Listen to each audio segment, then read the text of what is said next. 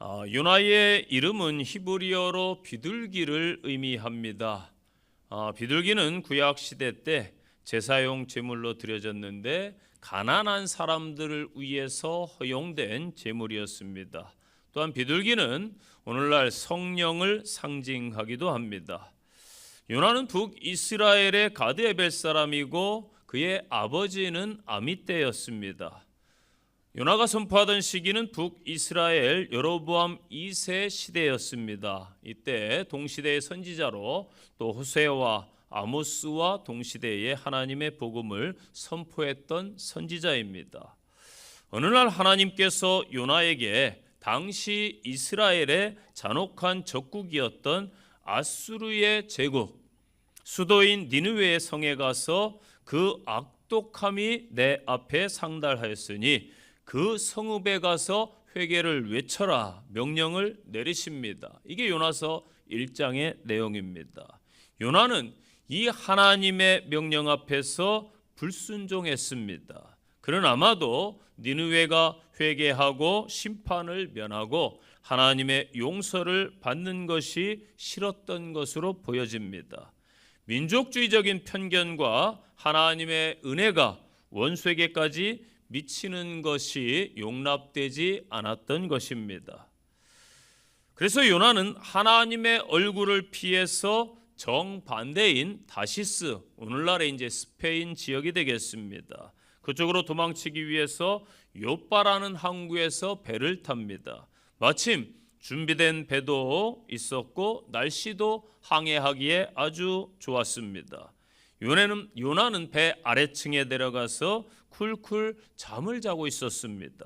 다시스로 향하던 배가 망망 바다에서 큰 폭풍을 만나서 좌초 위기에 처하게 됩니다. 선원들은 각각 자기들의 신에게 기도하고 제비를 뽑아서 폭풍의 원인이 요나에게 있음을 알게 됩니다.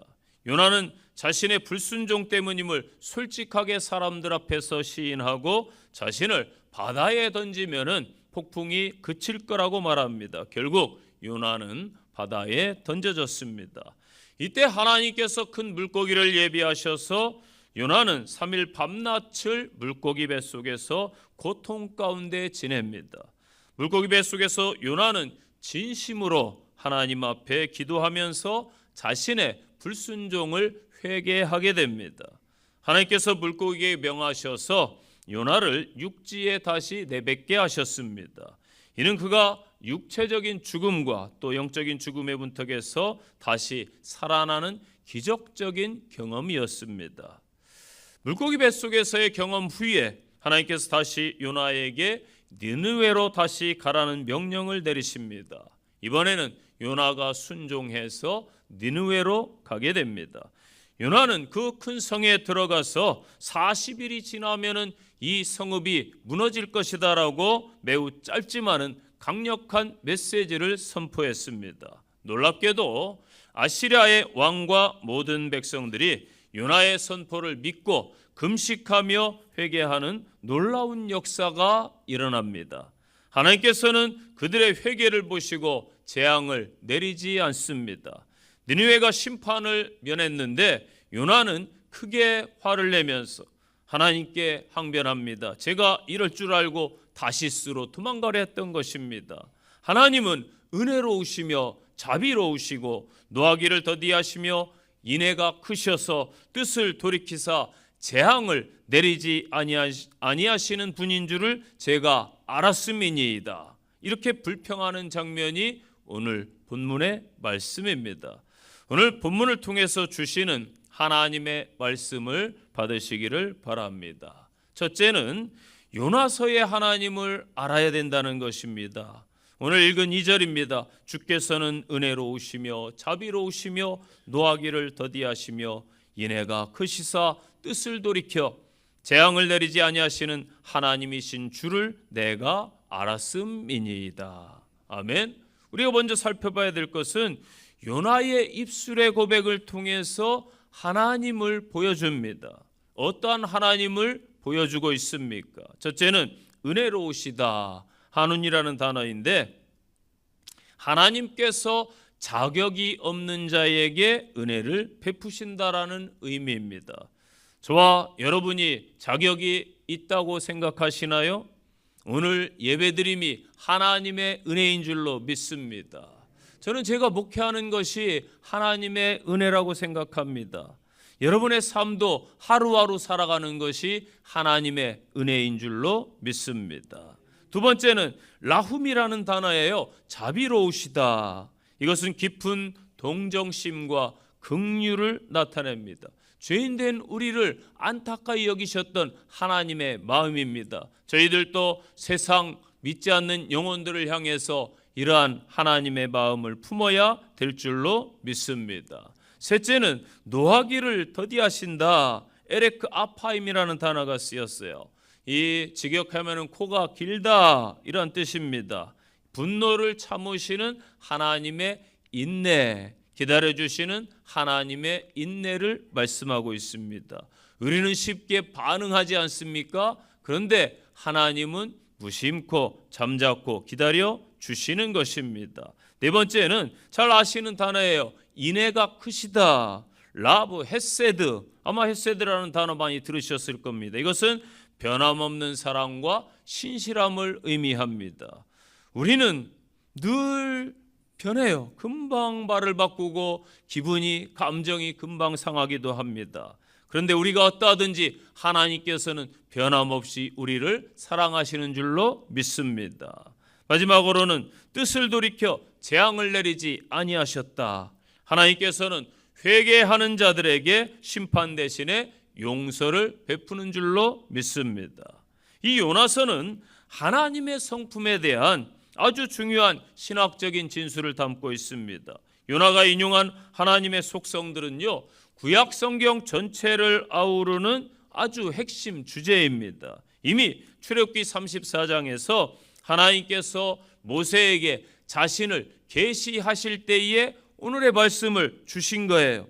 이 표현들이 훗날 이스라엘의 신앙의 고백이 되는 것입니다. 또한 시편 103편, 145편, 요엘서 2장, 느헤미야 9장 등에서 이러한 표현들이 계속해서 등장하는 것입니다.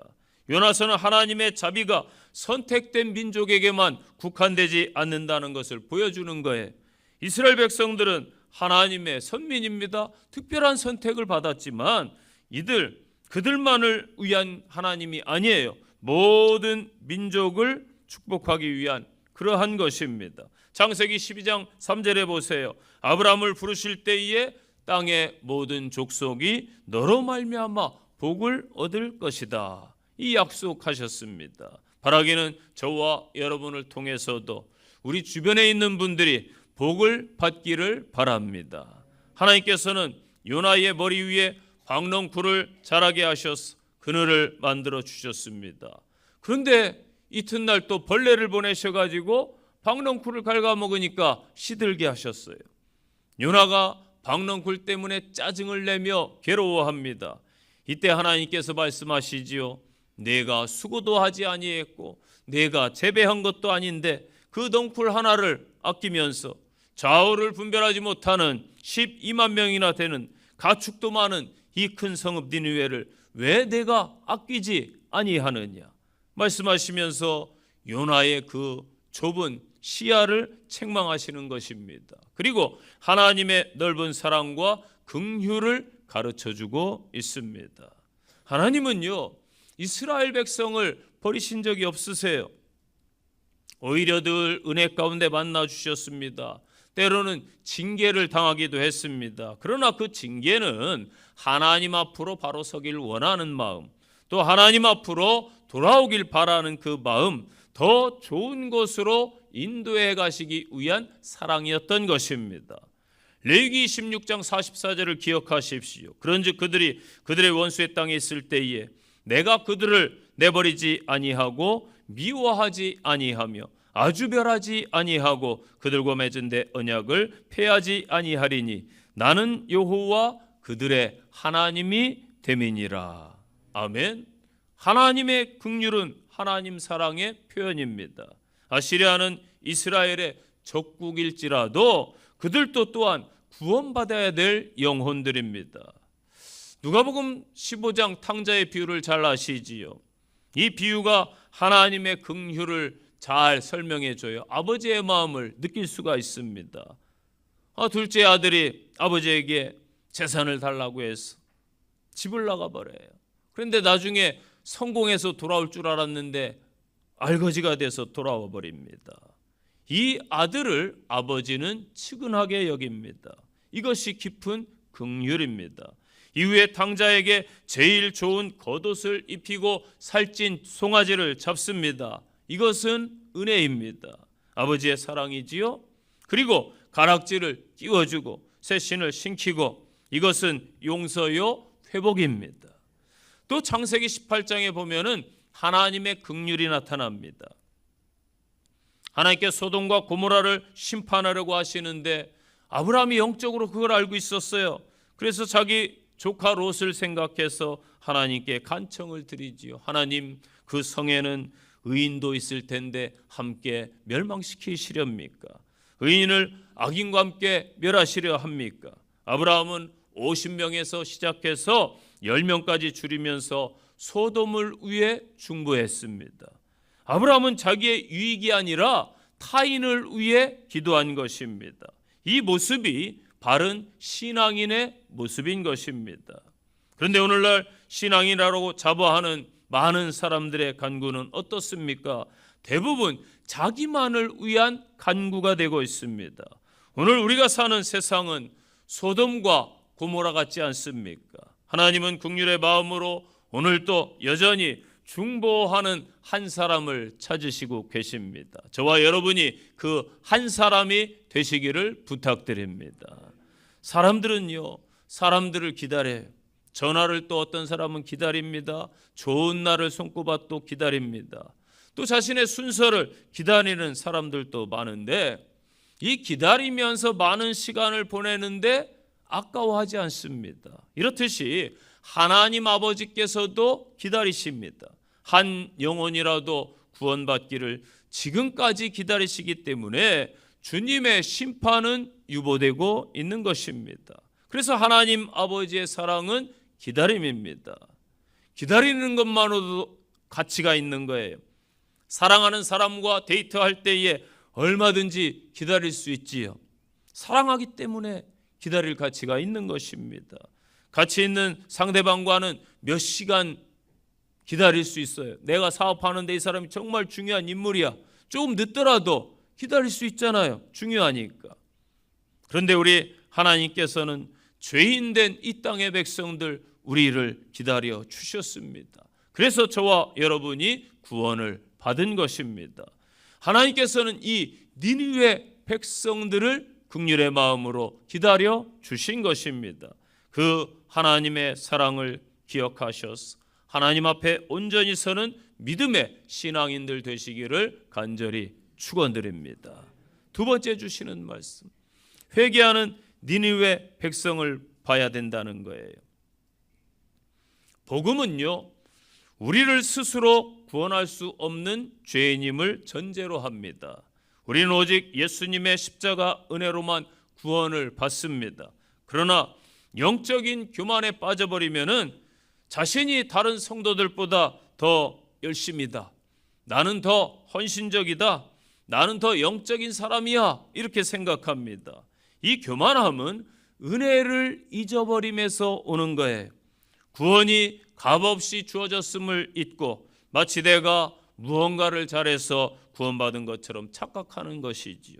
그래서 인간의 근본적인 죄는 하나님을 아는 지식에서 떠나서 스스로 지혜롭다고 생각하는 거예요. 이게 로마서 1장 21절부터 쭉 주는 말씀입니다. 교만은 피조물 된 인간이 하나님처럼 되고자 했던 에덴 동산의 원죄가 우리 안에 뿌리 깊게 내재된 모습이라는 것입니다. 하나님께서 이스라엘 백성들을 광야로 인도하시면서 내 하나님 여호와께서 이 40년 동안에 내게 광야길을 걷게 하신 것을 기억하라. 이는 너를 낮추시며 너를 시험하사 내 마음이 어떠한지 그 명령을 지키는지 지키지 않는지 알려 하심이라. 신명기 8장에서 말씀을 주셨습니다. 하나님의 뜻이 무엇이에요? 우리가 낮아지고 오직 하나님만을 의지하며 늘 내 삶의 뜻과 계획을 하나님께 맞추면서 회개하면서 그분을 경외하며 사는 삶입니다. 그런데 오늘의 세대는 하나님을 찾지 않아요. 늘 내가 중심입니다. 낮추고 겸손해지는 것을 싫어라 합니다. 강단에서 회개하라는 말씀을 듣기 싫어합니다. 우리는 하나님의 말씀에 비추어서 내 삶을 회개하는 믿음의 성도들이 되시기를 바랍니다. 그래서 오늘 본문에서 회개의 신학을 강조하는 거예요. 하나님은 뜻을 돌이켜 재앙을 내리지 아니하시는 분이십니다. 이는 하나님께서 변덕이라는 의미가 아니에요. 인간의 회개에 반응해서 심판을 거두신다는 뜻이지요. 하나님의 심판 선포는 회개의 기회를 주기 위한 것. 궁극적으로 하나님은 심판보다 구원을 원하시는 하나님이십니다. 우리도 요나처럼 선택적으로 하나님의 속성을 적용하려는 유혹에 빠질 수가 있어요. 우리는 우리 자신과 또 내가 관심 갖는 사람, 우리가 사랑하는 사람들에게는 하나님의 뜻이 이루어지고 하나님의 은혜가 임하고 자비를 원하는데, 우리가 싫어하거나 미워하는 사람들에게는 하나님의 심판을 원할 수도 있어요. 이것은 이중잣대지요. 하나님의 보편적 사랑을 제한하는 것입니다. 안타깝게도 개인주의와 이기주의, 국수주의, 민족주의가 현 시대의 키워드가 되었습니다.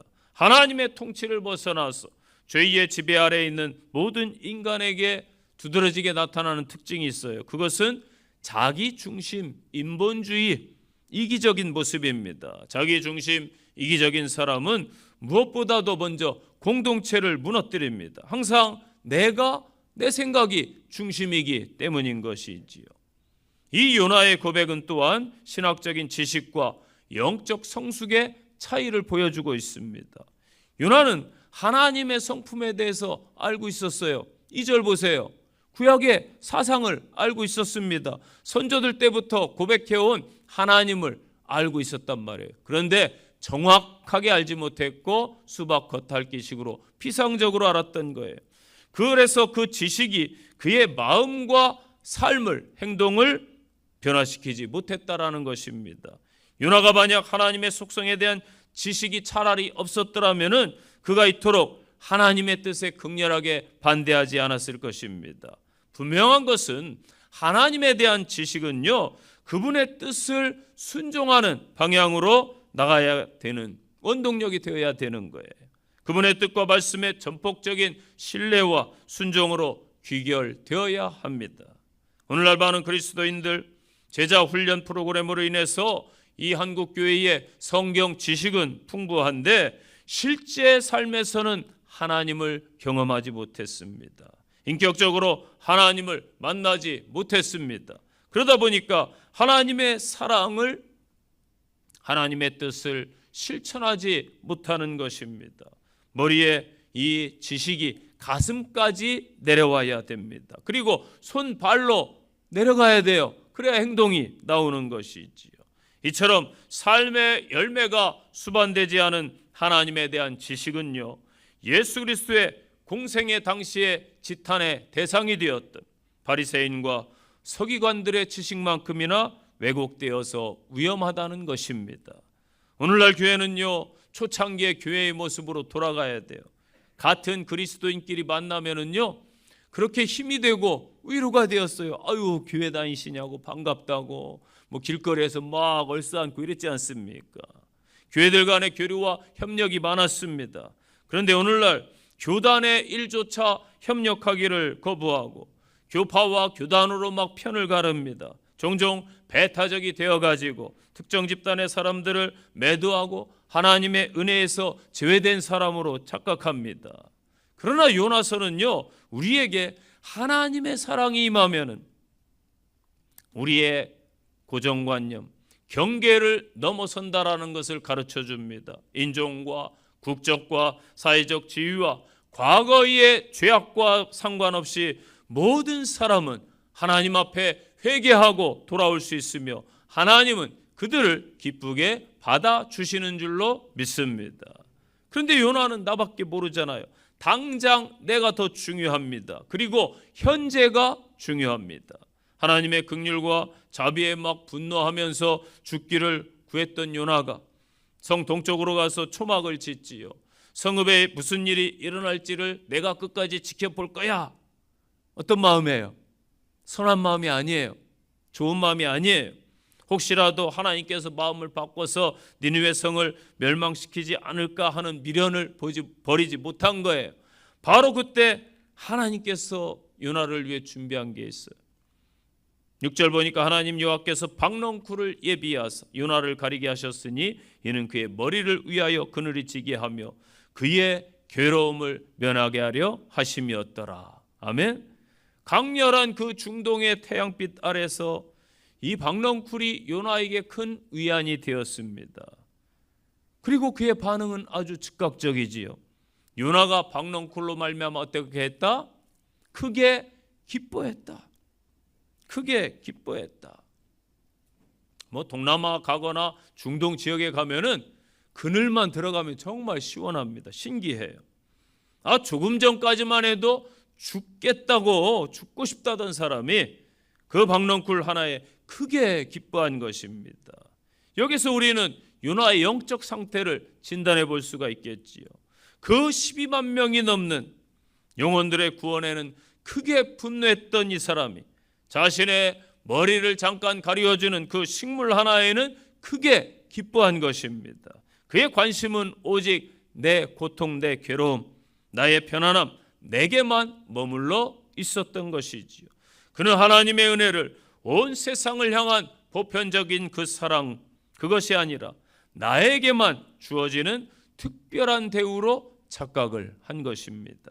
성도 여러분, 현재 나의 신앙을 한번 돌아보십시오. 혹시 나의 기쁨과 감사의 기준이 내 문제 그 해결, 나의 안위 혹은 내 가정, 내 것에만 국한되어 있지는 않으신지요? 잃어버린 영혼이 주께 돌아오는 것보다 내 삶, 그 작은 박넝쿨 하나 때문에 더 크게 기뻐하고 계시지는 않은지 우리 자신을 겸손히 돌아보시면서 회개하시기를 바랍니다.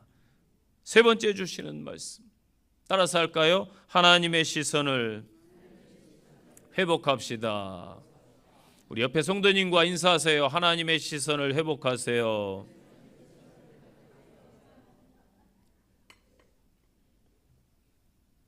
자, 우리는 믿음의 사람입니다. 하나님의 사랑을 먼저 받은 자들입니다. 이제 회복돼야 돼요. 하나님의 관점으로, 하나님의 마음으로, 하나님의 그 사명으로, 하나님의 그 사랑으로 이 땅을 바라보시고 사람들을 바라봐야 될 줄로 믿습니다. 10절부터 보세요.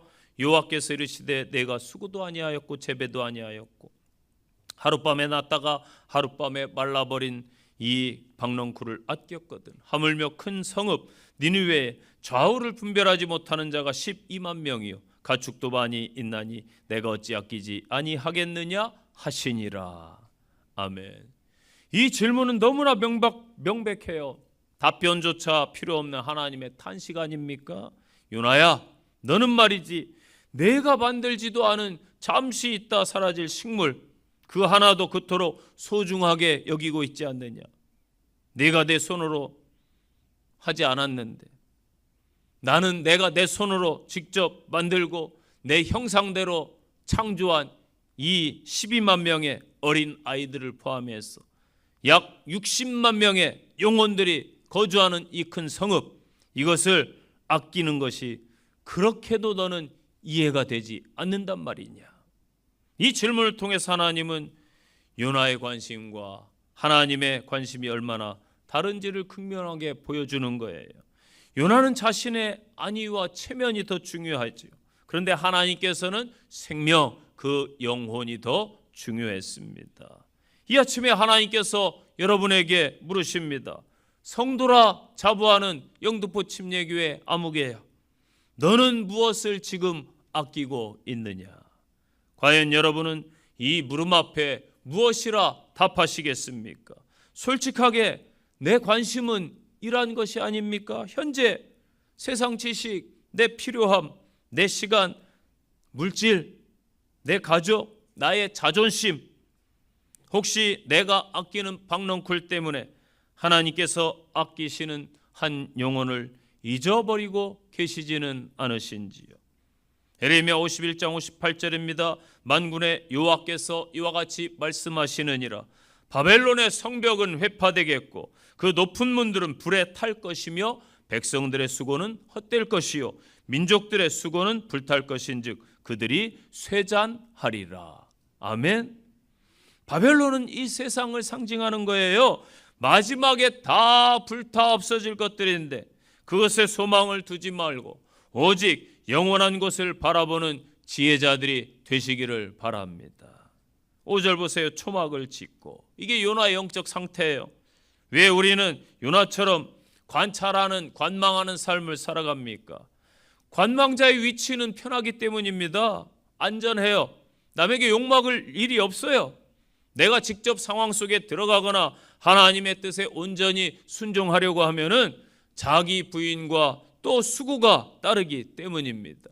그런데 한 발 물러서서 지켜보는 그 관망자는 비판하기가 쉬워요. 그래가지고 하지도 않으면서 말만 많아요. 말꾼이 되면 안 됩니다. 직접 일하지 않는 사람들이 그렇게 말을 하는 거예요. 또 내 마음대로 상황을 판단하는 주도권을 가졌다고 착각을 할 수가 있다는 것입니다. 요나가 성읍 동쪽에 있었다는 것은 회피입니다. 신앙의 회피예요. 우리도 감당기 어려운 시험이 오거나 고난에 직면하면은 대부분의 사람들은 상황을 피하려고 해요. 회피하죠. 부부간에도 싸웠어요, 여러분. 주일날은 싸울 일 없으시겠지만 혹 내일 싸우시면은 해지기 전에 해결하세요. 회피하지 마시고. 다음 날로 넘기면은 밤에 자다가 잠이 안 와요. 오해가 막 쌓여가지고 더 일이 커버려져요. 그래서 항상 직면해야 되는 거예요. 하나님 앞에서의 관계도 마찬가지입니다. 하나님께서 회피하는 요나 버려두지 않으시지요. 우리가 지어놓은 편하고 안전한 초막을 흔들 때가 있습니다. 우리는 다시 그분에게 돌이키기를 하나님은 기다리시는 것이죠. 이제 초막에서 나와서 내가 관심 갖는 곳, 내 시선이 머무는 곳에 너도 서라. 사람의 인정이 아니라 주님의 사랑 안에서 나의 존재, 나의 가치를 발견하시기를 원하시는 하나님의 뜻에 순종하시기를 바랍니다. 고백합시다. 요나처럼 자기 유익과 편안함만을 추구하며 하나님의 큰 뜻을 보지 못했던 때가 많았음을 고백합니다. 작은 일에도 쉽게 분노하고 불평하며 또 화내는 저의 연약함을 용서해 주시옵소서. 하나님 아버지, 우리에게 하나님의 눈을 허락해 주옵소서. 박넝쿨 하나보다 진짜로 한 영혼을 더 귀하게 여기시는 주님의 긍휼의 마음을 배우게 하옵소서. 오늘 하루도 제 시선을 하나님께 두게 하시고 만나는 이마다 긍휼과 사랑으로 대할 수 있도록 해 주시옵소서. 심판보다 회개와 구원을 기뻐하시는 그 주님의 마음을 제 삶에 담고 살게 하옵소서. 우리는 마땅히 하나님 아버지의 마음으로 이 멸망해갈 세상을 안타까워하시는 그 주님의 마음으로 하나님의 심정을 헤아려서 세상을 중보했던 아브라함의 태도를 견지해야 될 줄로 믿습니다. 이것이 진정 이 땅에, 이 세상에 성도들이 존재하는 이유이기 때문입니다. 다시 한번 하나님의 관점을 회복하는 복이 여러분에게 임하시기를 축복합니다. 결론의 말씀이에요. 나의 정의가 하나님의 자비를 가릴 때도 있습니다. 요나처럼 우리도 우리만의 니느웨를 가지고 있어요. 도저히 용서할 수 없는 사람, 마땅히 벌 받아야 된다라고 생각하는 집단들, 내가 정해놓은 정의의 기준에 미치지 못하는 이들을 봅니다. 그런데 그들이 어떤 때는 은혜 받고 그들이 어떤 때는 돌아오고 회개하고 내가 원치 않았는데, 그럴 때에 그들이 잘 되는 것을 볼 때에 우리는 요나처럼 막 마음속으로 분노하고 짜증내고 하나님의 공의, 하나님의 그 계획에 대해서 따지고 불평하지 않습니까? 이 요나서 4장은요, 우리의 그 편협한 것, 이기적인 정의감을 무너뜨리는 거예요. 모든 영혼을 긍휼히 여기시는 하나님의 넓은 마음을 품으라고 도전하는 것입니다. 우리는 거대한 영혼의 문제보다 사소한 나의 박넝쿨에 더 마음을 쓰고 있습니다.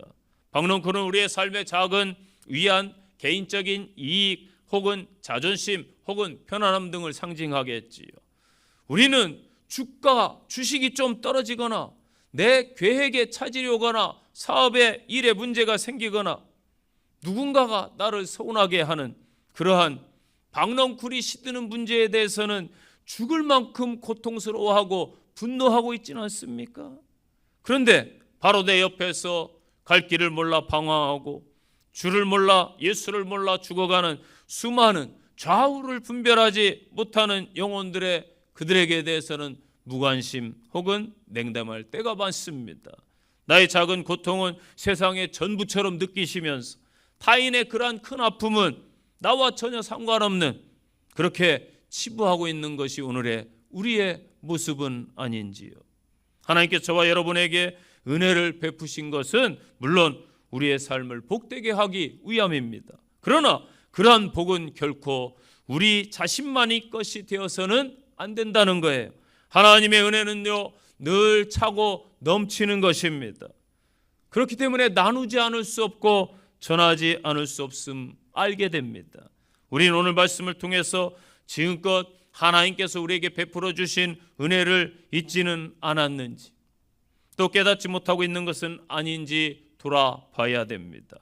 은혜를 베푸신 하나님께서 우리에게 무엇을 원하시는지 헤아려 아는 성도들이 되시기를 바랍니다. 하나님의 관심은 언제나 이 땅의 백성들이었습니다. 요나는 그 메시지 심판의 성취와 자신의 명예에 관심이 있었지만 하나님의 관심은 처음부터 끝까지 일관되게 그 수많은 60만 명의 사람들과 그들의 영혼 자체였습니다.